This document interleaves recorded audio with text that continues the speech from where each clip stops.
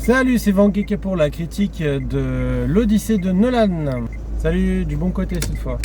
Donc je suis allé voir l'Odyssée de Nolan, est-ce que j'ai aimé, est-ce que j'ai pas aimé. Voilà. Je suis en train de refaire ma vidéo parce que mon téléphone chauffait tellement dans la voiture à cause de la chaleur que ça m'a niqué ma première vidéo. Pas bien. Donc oui, j'ai beaucoup aimé, c'est très bien. C'est assez sombre, c'est assez noir. C'est en clair-obscur tout le temps, c'est vraiment pas un film d'aventure marvelesque comme on pourrait dire, un Marvel, avec beaucoup de bagarres, beaucoup de péripéties, d'action et tout ça. C'est une introspection, quoi. C'est un voyage de réflexion. Voilà, Ulysse traverse la mer pour se remettre en question et remettre en question l'existence et son existence. Voilà. Donc je vous fais un petit résumé, c'est Pénélope et Télémaque qui attendent le retour d'Ulysse sur l'île d'Ithaque où elle garde son trône, et pendant qu'elle garde son trône, il y a tous les prétendants dans le palais qui complotent, fomentent des coups bas pour essayer de prendre la place d'Ulysse. Et Pénélope dit que tant qu'elle n'a pas fini sa brodure, enfin sa composition tissée, elle n'épousera personne d'autre, voilà. Et Ulysse est parti en mer faire son odyssée, son aventure, voilà. Et donc voilà, c'est ça le résumé de l'histoire. Et au début ça se passe dans le palais, et puis ensuite on voit les péripéties d'Ulysse, voilà. Donc je vous spoil pas plus, là c'est quand même juste l'intro, le début. Et moi j'ai beaucoup aimé, c'est très sombre, très ténébreux, on sent que c'est dans l'âme d'un personnage torturé. C'est pas une comédie, c'est pas drôle, c'est assez puissant, c'est fort, c'est poétique, voilà.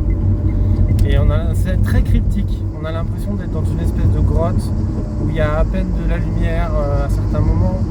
C'est toujours en clair-obscur, c'est pas lumineux, c'est l'anti-Marvel, voilà, c'est l'anti-super-héros qui a quelques doutes à certains moments, mais ça va pas plus loin que le questionnement un peu bas du front qui suis-je vraiment digne de mes pouvoirs dans la plupart des Marvel, et voilà. Donc là on est à l'antithèse de ça, voilà. Donc moi je vous recommande ce film, par contre si vous aimez pas Nolan, si la mythologie grecque vous emmerde, franchement évitez copieusement ce film. Vous allez vous faire chier pendant 3 heures, ça va être une torture. Parce que là on est en plein dedans. Même si sa perception de l'Odyssée d'Ulysse c'est quand même pas classique dans le sens mythologique, où c'est vraiment des mecs en jupette, ou des films de gladiateurs comme Gladiateur, hein, voilà. On est vraiment dans une version un peu âpre, un peu rustre de ça, où les décors sont très, très pauvres en fait, très nus. Il n'y a pas de grandiloquence, il n'y a pas de grands plans sur Ithaque, sur la romantique. On est à l'antithèse de ça. Alors là, vraiment. Donc, si vous aimez les péplums classiques, ce genre de choses, n'allez pas voir l'Odyssée. Vous allez vous faire chier, ça va être terrible. Je veux dire, mais où est la grande prestance de Rome de l'Antiquité, voilà. Enfin, Rome, c'est pas Rome, puisque là, c'est la mythologie, c'est la Grèce. On voit pas, il n'y a pas des grands plans sur des agoras, des choses comme ça, des rues, voilà. Je vous le dis. Hein. Donc maintenant, je vous spoil. Donc, je vous refais le résumé. C'est Télémaque et Pénélope qui attendent le retour d'Ulysse à Ithaque. Le trône est vide, il y a plein de prétendants qui veulent à tout prix prendre la place d'Ulysse. C'est le début du film. Et après tout ceci, Ulysse, on se retrouve à voir Ulysse partir en mer avec ses compagnons. Il se retrouve dans la grotte où il y a le Cyclope. Cyclope à qui il crève l'œil. Et ensuite, Cyclope qui leur jette un mauvais sort en les condamnant à errer dans les océans, en étant maudits par Poséidon, parce que Poséidon était le père du Cyclope. Donc après, ils se retrouvent sur l'île où il y a les géants. Ils se font quasiment massacrer, pas tous massacrés, mais la moitié, voire les 3/4. Ils s'enfuient de l'île. Après, ils se retrouvent là où il y a Circé. C'est Circé, ouais, je crois que c'est Circé. Qui transforme les compagnons d'Ulysse en cochons. en leur donnant à manger un truc qui les transforme en cochon. Ulysse comprend la ruse et arrive à sauver ses compagnons. Et Circé leur indique où aller. Donc après, ils vont sur l'île où il y a Hadès, entre guillemets, et là, ses compagnons morts lui font une révélation pour lui expliquer où il doit aller et ce qui va lui arriver. Et en fait, que quand il retournera chez Aïtak, il doit arriver déguisé parce que le roi d'Ithaque avant Ulysse était venu glorieux, tout machin, on l'a oint, enfin on lui a fait un bain, et sa femme l'a tué parce qu'elle voulait se venger de je sais plus quoi, se venger. Donc il doit arriver en mendiant. Conseil qui va suivre par la suite. Ensuite, après, il se retrouve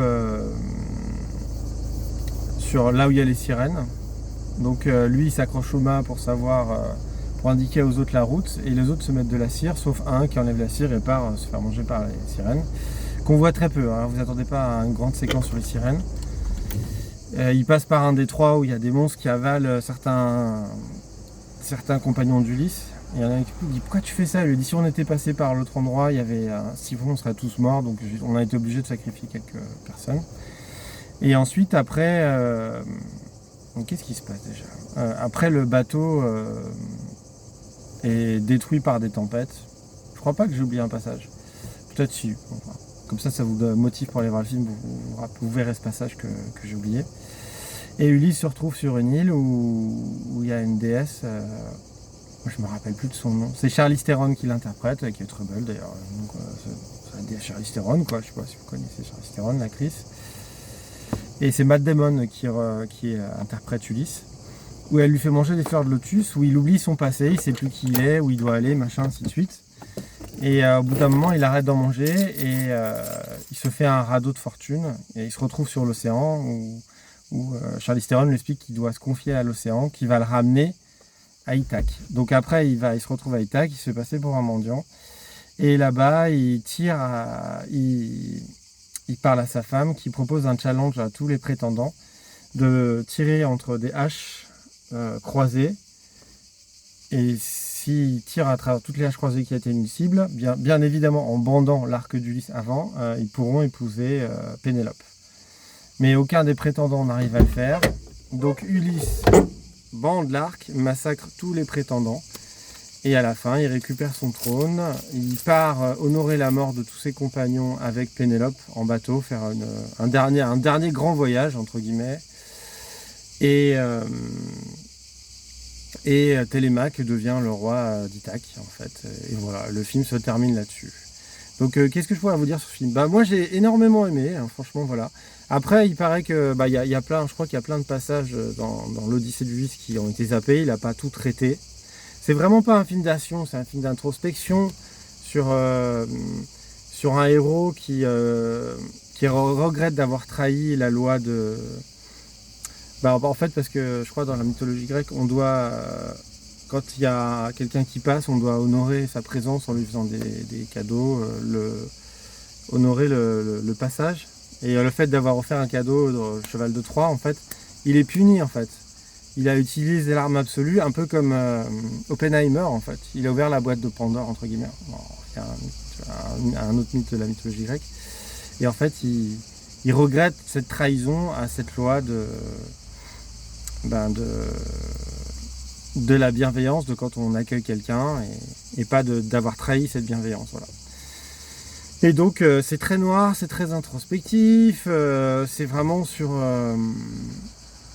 une espèce de questionnement sur la condition humaine, cette espèce de haine en permanence de la guerre qui revient, et ce doute, quoi, en fait, sur la condition humaine. C'est très sombre, ça l'est dans le film, hein, on est toujours dans des clairs-obscurs, c'est assez gris, bégeâtre.